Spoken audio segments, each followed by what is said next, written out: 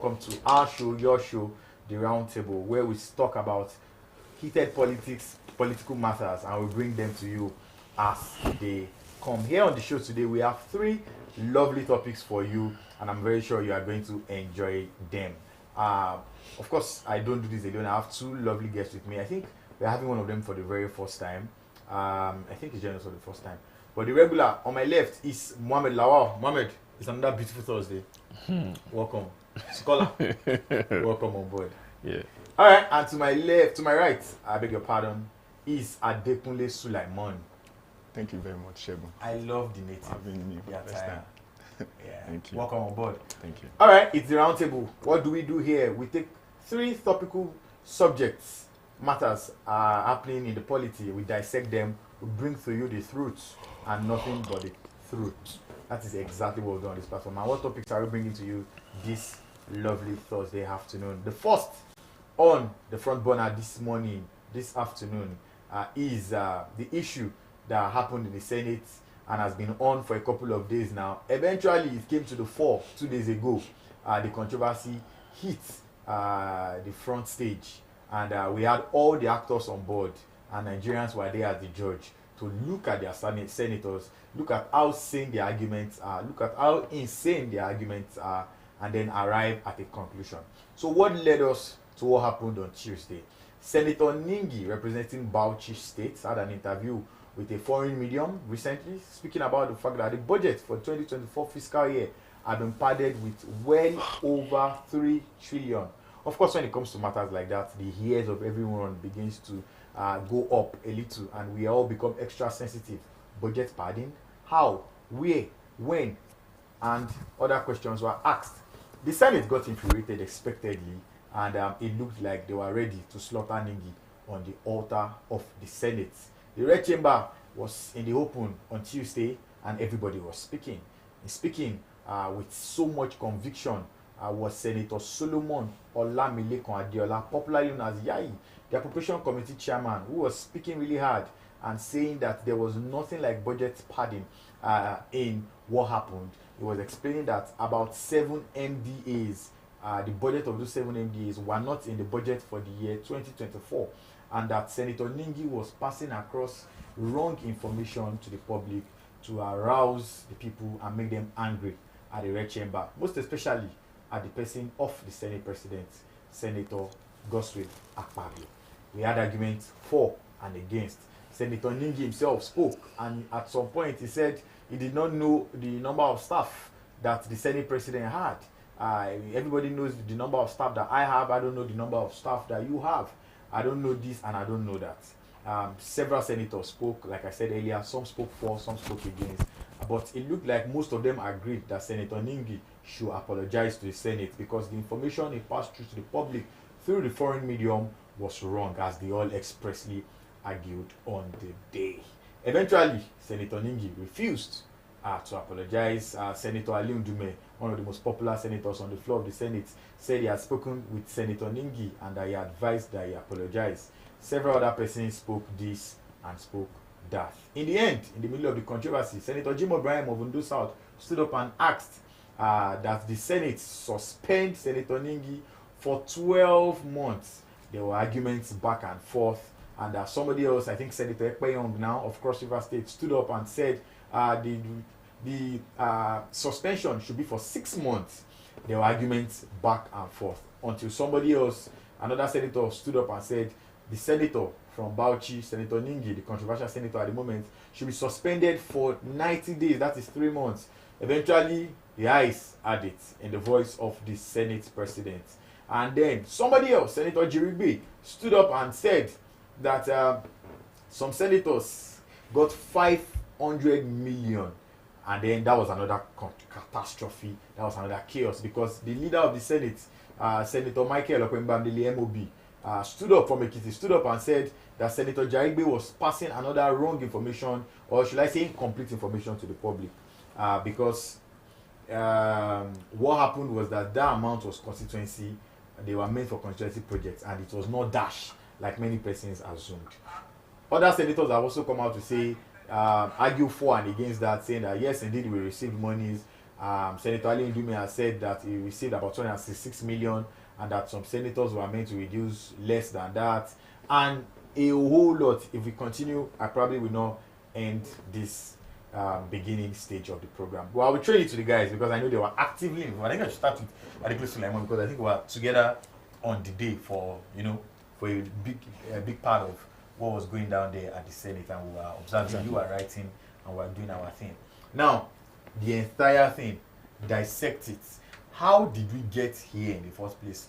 Then, do you think, on whose side do you belong? On whose side of the divide do you belong in this controversy? Well, I just want to play neutral to the whole matter at hand, and I want to also shed a little light on what Senator Opeyemi Bamidele said, and that what Senator Ningi has done is to, in a way, mitigate the peace of the country and to possibly cause a coup between the southern and the northern region.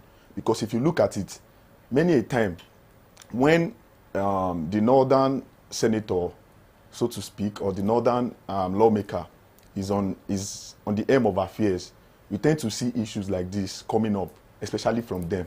And the South, we tend to be, should I say, less controversial people, especially senators or lawmakers in the House. We mostly don't cause chaos on the floor of the House, except when the need arises. And that's what Senator Opeyemi Bamidele was saying, that these issues like this always come up when the South is always at the aim of affairs. Why? In fact, I even love the fact that, it's just a matter of when someone is telling you that with all due respect, just know that what we follow next in such situation is, in fact, a humongous disrespect. He said he paid homage to Senator Ningi. Not even Senator Ningi, this senator from Sokoto, Aminu Tambuwa, Yeah, and also the erstwhile Senate President, Ahmad Lawan. That they had fruitful tenure when they were at the end of affair in both the Senate and the House of Reps. And why is it that? Does it look like you are standing with the Southern Senator? I am not, but I'm just trying to. You are not standing with them, but you are saying we. I think you are Senator Adekunle Sulaiman. No. I'm trying to give you the voice of Senator Opeyemi Bamidele here. That most of the time, the Southern senators, that in fact he even spoke emphatically that he's not talking or speaking as the Senate leader, but as a senator representing Ekiti. Just so he could detach his name for wherever or whatever position they want to stand, that even the Senate is even antagonizing, the senators themselves. But he's trying to tell you with good information and fact to back them up, that most of the time we don't have situations like this. When it's exactly. Beautiful. You understand? Beautiful. Mohammed, is this a Senate for the Northerners or Southerners, as the case may be, or a Senate for the Nigerian people? Because it looks like Adekunle Sulaiman here is tilting towards the side of when is their turn, we don't stress them, it's our turn. Is it not supposed to be the turn of the Nigerian people? Are we not supposed to be concerned about how the Nigerian people, will benefit from the Nigerian Senate? This constituency allowance monies in millions, huge millions of naira. Are we not supposed to say, so, Senator so and so, let's go to your constituency. Can we find the number, projects worth this money? Or did you just do one or two? Is it a Senate for us or the Senate for them? Yeah, thank you. I believe that in this country, like I always say, we are usually in Penkelemes, according to Ade Labu. You understand? We're in Penkelemes. Amidst the problems we are facing in the country, the economic downturn, you see that another problem we are facing since, beginning of this administration is the Senate, is the Senate or, the House, the Senate out itself, There have been several problems erupting from that particular, medium in the country. The last time was the allegation of 500 million and SUVs, It has been a problem of the Senate president having, recourse with some Senate members, and now it's about the allegation of, pardon. Don't forget that even the word pardon itself wasn't in Nigerian dictionary, so to say. it came into existence as a result of the stealings in the Senate, you understand, as well as the House of Representatives in the past.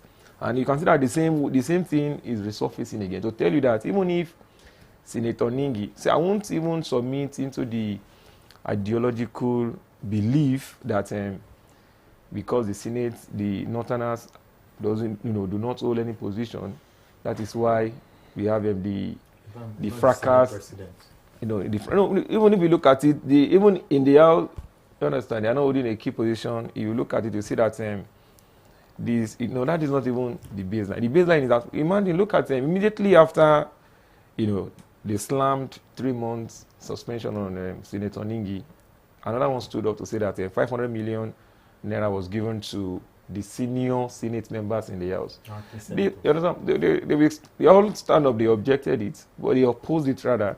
Well, that will tell us that for them, see, you cannot make any. Look, you have to understand that in the Senate House, like some people have said that they have suggested that most people in the House, in that place, that the Senate House is, a occultic environment, in the sense that everything they say together, they agree on it. You understand? So anything that, for us to have heard such information that has been taken to be, fake or misinformation, it simply tells us that that is the truth. You understand? It is the truth, so to say.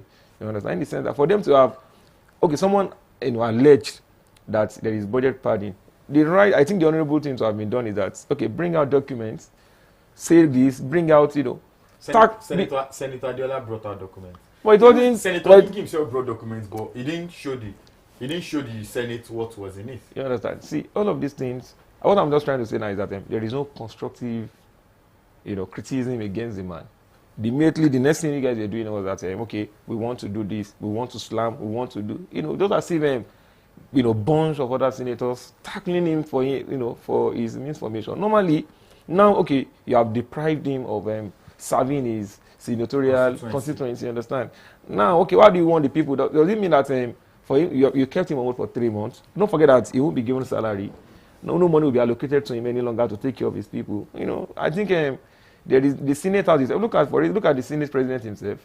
During the funeral they went to, I think we gave funeral. Look at the yoki things they are talking, in the country that people 200 million plus are facing problems and so on. I think they have to do better, because the Senate House is really becoming a comic environment. Since there is nothing serious they are talking about. They are not providing solutions to the problem you are facing. Minimum wage is there. They are not doing anything. It's just about fighting yourself. And these are ordinary people. It's just the name slam of them that make them beyond us. There is nothing superficial about them. I believe that they should get it right and start making the country good for us. Adekunle Sulaiman, Mohammed said we were in a peculiar mess. He said the Senate is becoming a comedy house.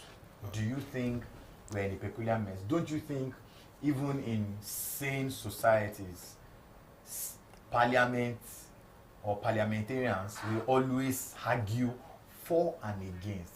Or do you think it is the subject matter which our own people are discussing that is comedy? Okay.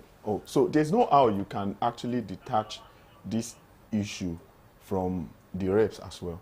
We have all just been talking about the Senate. I think the Green Chamber has been quite sane. Yeah, because if you compare them with the Senate. Of course, both the Senate and the House of Rep, it's a combination of the National Assembly, and they both passed this budget. Yes. So why is the blame not on Tajuddin Abbas? Because he was there with Senator Akpabio on the day they wanted to pass this budget, and these people are the same people who passed this budget. Are you now trying to say that Senator Ningi did not see all of these things coming up, or did not see that the budget was padded before he now came up? One senator said this and said, didn't he see this? Exactly, because all of them, it was a collective team when they were passing it. The House of Rep members are not left out on this issue, but it is solely because a senator from this Senate raised it. That's why it has been a matter of discussion. Most of the issues Senator Ningi even raised on the floor of the Senate were were something that were personal. You said, party budget were assigned to your constituency. This has been the case even before now. Not like it was passed this year or anything different happened this time. Before you, the North has always claimed to be, to be driven aside in terms of developmental projects in the country. But if you look at the number of the states in South, the North has the highest number of states in the country, 19. The South only has 17. And if you look at Northwest has about 7 states. And Southeast has about 5 states. Look at the population of these people involved. And are you now trying to say that since all this budget has been passed yearly, you people are shortlisted, or you are taken aback from getting the better or fair share of this same budget that the country is passing every year? You have the highest number. Why can't your people oppose it? Why is this issue coming up? And you are using, as a chairman of the Northern, was that not the reason the Southern senators have revived their own forum now? Because they felt like this issue is becoming a personal one. It is now becoming, instead of taking the issue of the country, most of the things that are bothering the people at heart, on the floor of the house, debate them, talk about probable solutions. Now, what we are now talking about is division of both the southern region and the northern region, because that's what it is becoming. Look at it critically. Look at it. But I think very quickly, very briefly. Now, this is the question. Yeah. What is the way forward? Because history, we are all students of history. History has taught us that once you get suspended for 90 days, whatever, and then you approach the court, you win. Because constitutionally, you are not meant to be suspended for more than 2 weeks. Because you are not there to represent yourself. Should you become a senator today? You are not there as Mohamed Lawal. You are there on behalf of a certain number of people and a region. So such people, we can't keep them out of the running of Nigeria because of some gathering. They are equals. The difference is you have been selected, or you have been elected rather, to be the leader here. You won an election like every other person in that place won an election. So now, constitutionally, that's another issue now, which if he approaches the court and then they go according to past court judgment, it's almost likely favoring. But the question is this. He raised the Southern-Northern issue. The 24 hours after the Southerners, I was going there, Southerners formed their forum, they revived it. Senator Abiru is their new leader.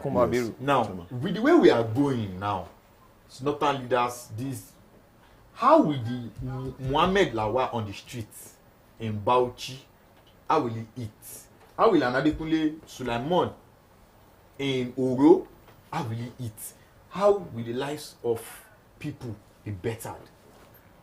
Just in 30 seconds before we move on. Not even 30 seconds. I think you have answered the question. The question and the answer is, are we even eating at the present moment in the country? We are not eating at the moment in the country.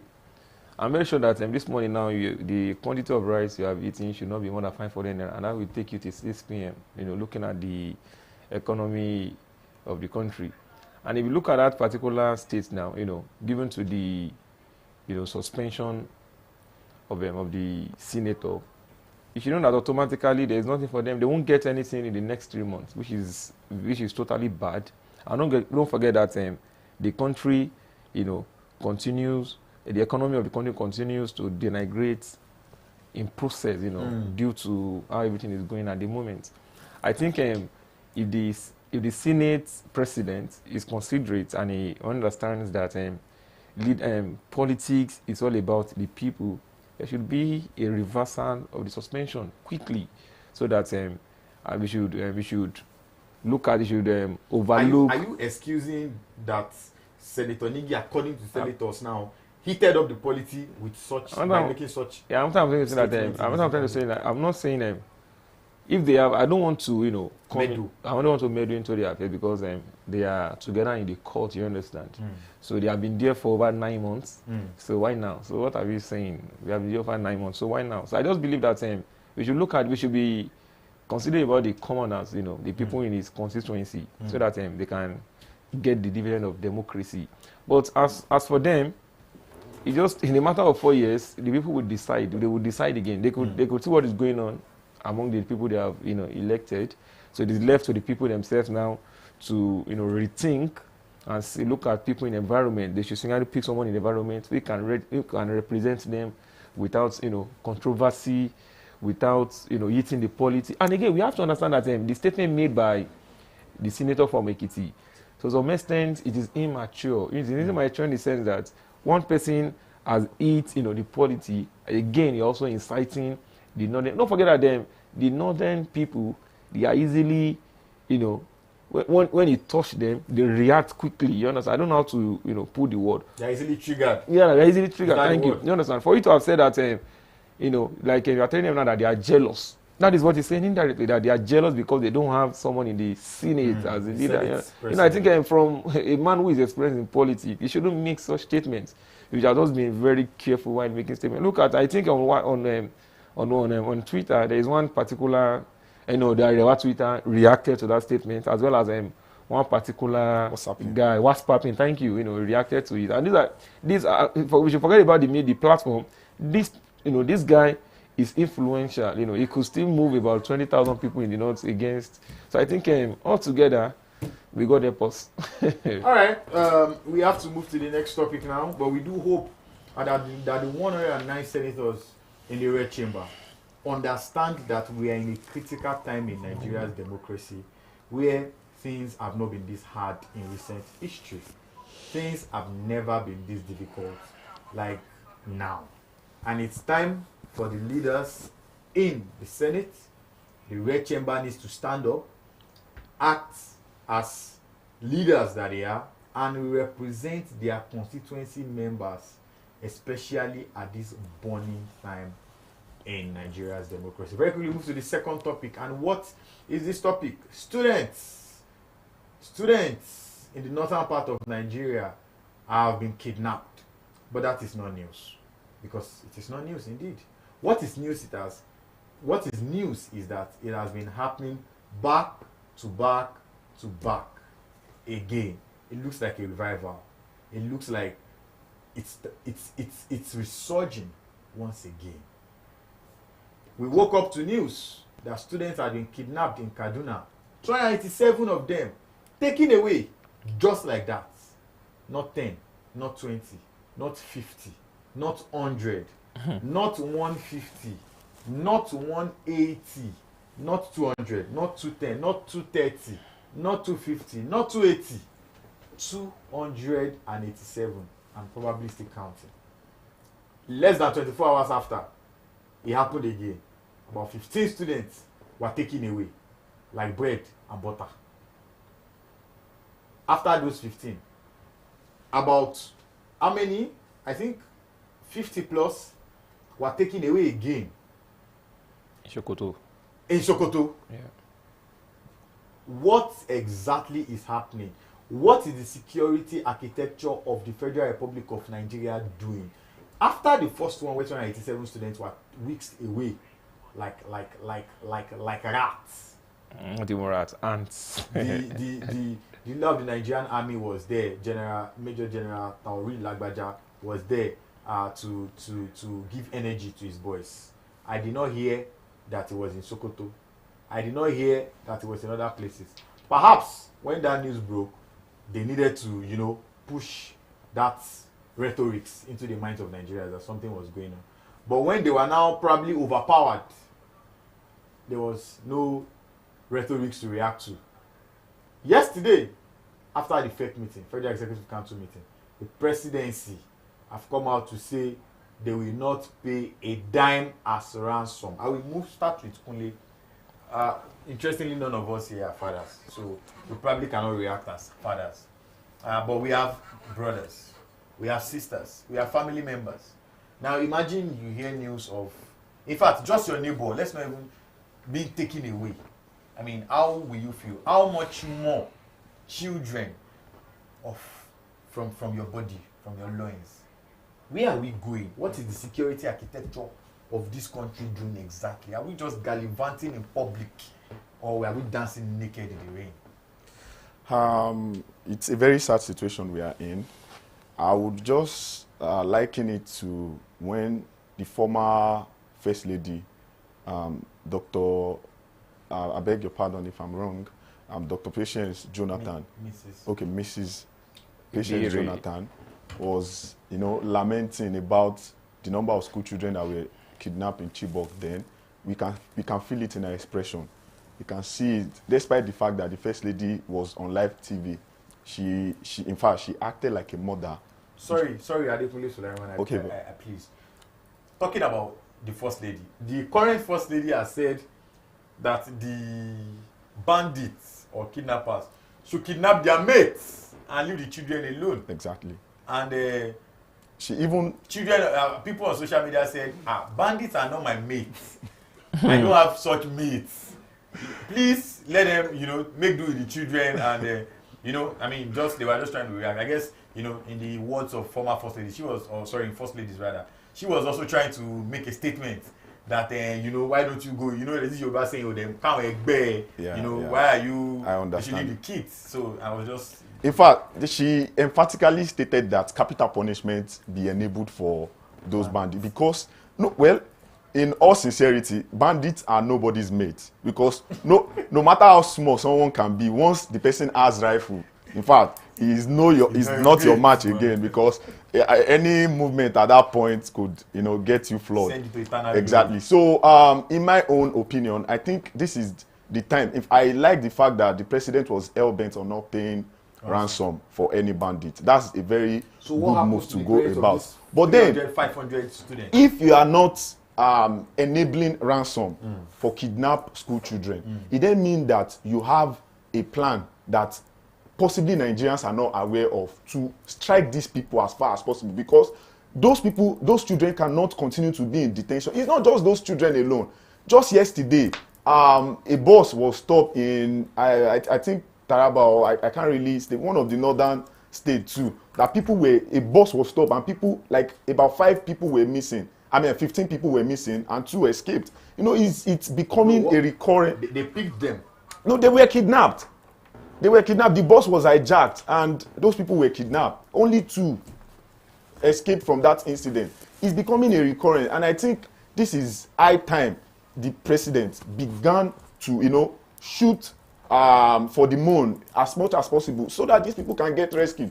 I would not want my own family. In fact, if my own family member, God forbid, is part of those people, there's every likelihood that we won't take rifle with and go along with the army. They are going to comb the forest. That's the truth. That's how much it burns when you have your loved one in detention. And I feel for the parent of these so-called kidnapped children. And I want the president to quickly, since he has come out in public to say that he's not going to give a dime for, in fact, the amount those people are even demanding for is enough to set up a country on it. 40 trillion in a good number of motorbikes.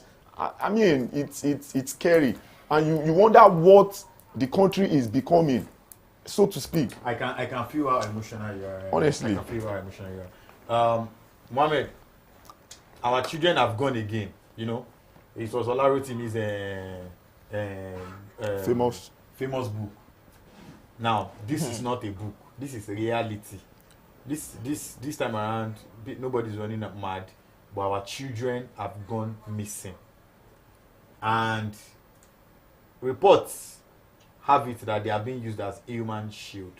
Mohammed, we cannot have some people just come in and ferry 287 children out of a community. Did they fly? How did they bring an aeroplane? They will probably have brought buses. So how did they move? When they were moving from village to village, was there no police officer to, the way we see checkpoints on the road here, before you move from here to Ibadan, you see like 5-10. Before you move from Lagos here to, what happened? What was wrong with the security architecture? Are they being complacent? Are they being a part of this banditship crisis we are in? It looks like if you change one general, it still doesn't matter, because when the next person comes there, this problem has been on. What is going on? Do we need you to be there? Who is the capable person that can handle this? Yeah. So this thing all started 2014 when they whisked away the Chibok girls, you understand? And 2014, 2024, you could see I think maybe the people also planned, to do it again in 2024. Maybe the next one will be 2034, but we won't have that in the mighty name of God. But however, I think it's not the matter of the security architecture now. I did all about the the federal government is not doing what is expected of it. You understand? And what is expected of the federal government is that there is need for the creation of state police and local police. You understand? For instance, if there is state police, for instance now, if you look at the police, we have federal police. So federal police, it can't be up somewhere. I mean, that despite the fact that you have commissioner of police in states, but they do not have that, that power, that authority to carry out things without getting order from the IGP. You understand? But when we have local police, when the local government chairman is always sensitizing, talking to the local police, you understand? Even after the local police, we even have all this local security, vigilante, and so where the state governments will also be, focusing on them, trying to do them.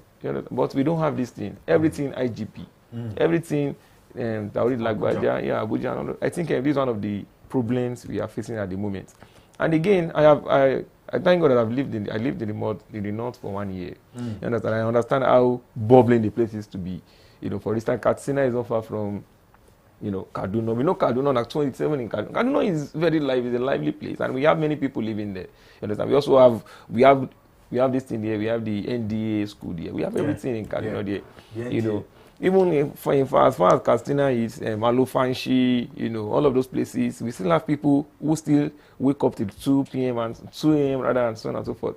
So for them to have moved 287 students, children or school just people, like I think there is really something behind it. Is it that they didn't come with vehicle now? There is no vehicular movement to, take these people away. It has to do with burning them, leading them to go through one place to the other. Does it mean that there's even nobody in the area that could actually? I think if you look at it, if you call anybody, if you even look at it, I think there is this thing somehow. If you look at it, maybe it is planned even within the community, because is it that they will just move somebody away? It is very funny now. Just like that one person is a problem. It's a problem. How do you understand? And that is where we even support or buy the idea of Mohammed saying that there is every need for the government to even constitute a committee of vigilante in those northern.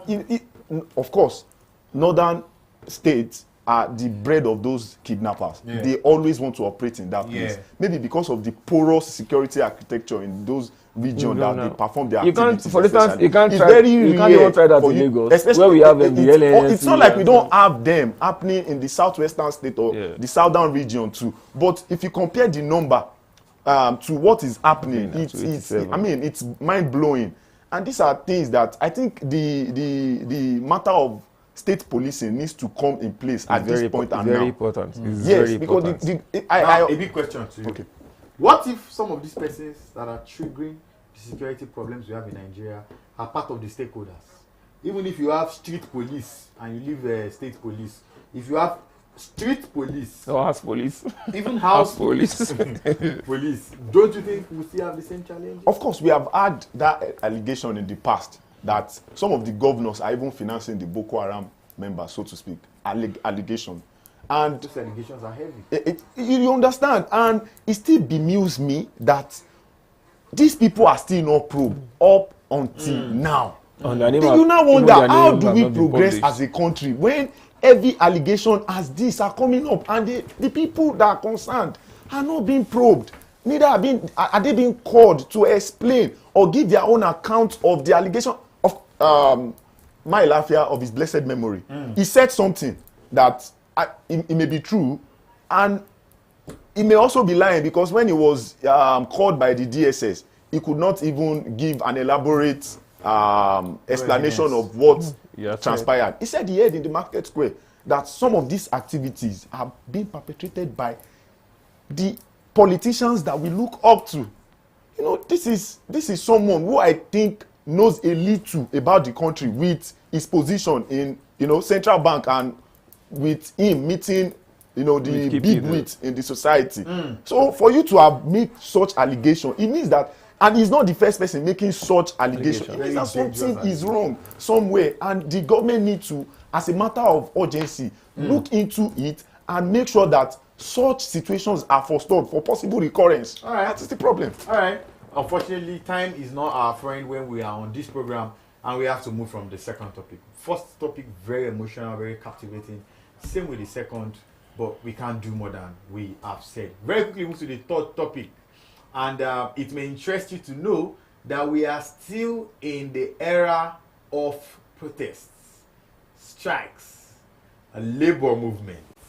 And we just came back from one, was 2 weeks ago or so, where there was a protest organized by the organized labor, the Nigerian Labour Congress.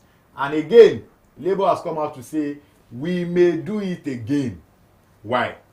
30 states in Nigeria are not paying the 35,000 naira wage that the federal government has said should be paid to workers as a, what's the word now? As a, should we say, palliative to all workers. 35,000 naira monthly. And of 35,000 naira that the federal government said should be paid, 30 states out of 36. When we were here last week, it was last week Thursday that we were here, when we said 11 out of 36 states can finance their own budget without getting federal allocation. This week we are here with another statistics that includes states. 30 have not been able to pay. Ogun and one other state are paying, is it not 12 or 15,000 naira? Some are not even paying at all.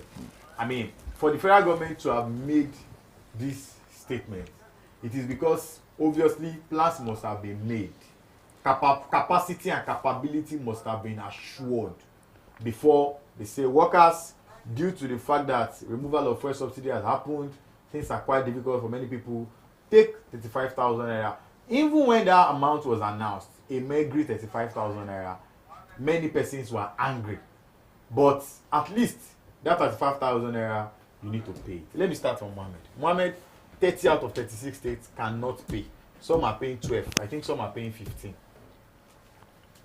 The question is, what do they do with the money given to them as palliative measure? By the way, 40%, the monies gotten from state government by the federal government has increased by 40, has jumped by 40% upward because of the forex subsidy, FX subsidy. So yeah, I'll just. Yeah, what I'm not saying is that at the point in time, the government give them some money to help cushion the effects of the economic or the inflation in the country at the point in time. What do they do with the money? I think this money should have been some part of this money should have been channeled into achieving the aim of 35,000 naira. I think that if you are even talking about 35,000 naira, should even be something ridiculous to the state government. 21st century, 2024 in Nigeria, to pay 35,000 naira to just 20,000 workers in your state. Now, I'm not even sure if the 20,000 workers in the state, understand, it becomes a problem. Big problem. It becomes a problem. Not even 5 out of the 36 states, 30 states defaulted, in achieving this aim. I think, I don't know, I've not seen a time whereby I'm not sure if the federal government can actually sanction a governor. I'm not sure if that is possible. No. And if that is separation of power. Yeah, and if that is possible, I think the governor should be sanctioned. You understand? People are suffering. At the part of the minimum wage, you guys are not doing anything. And they need to announce before 1st of April. You understand? You guys are not. What are they can't, I'm not sure if that can be. If they announce, look at what the president just said that I'm not even saying this. I'm not saying that the president just said that if the NLC are not satisfied with this, they should come 2027 to when that. I think I don't know. I don't see this scene, Nigerian scene itself as a dramatic stage. You understand? If you look at the dramaturgy of these politicians, you will be surprised that before you got into this position, there are some things you plea, you said you are going to do this thing, beg for votes. You want to do this, you want to do that, and you get there, you become a demon to the people, to the people who have supported you. How much is 35,000 naira that you can achieve to pay to these people? And the same people, they will be doing projects that are not needed.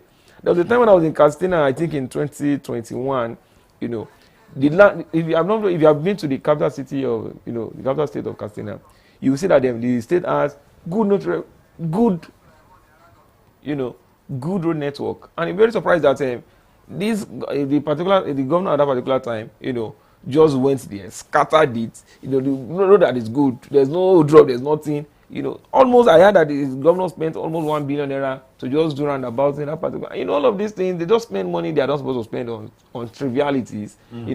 Forgetting. It's not all about the project. It's all about you feeding the people, making the people happy in the state, rather than people who prefer to to have good living than even you constructing some roads to them. You understand? There are some roads that are not needed. You understand?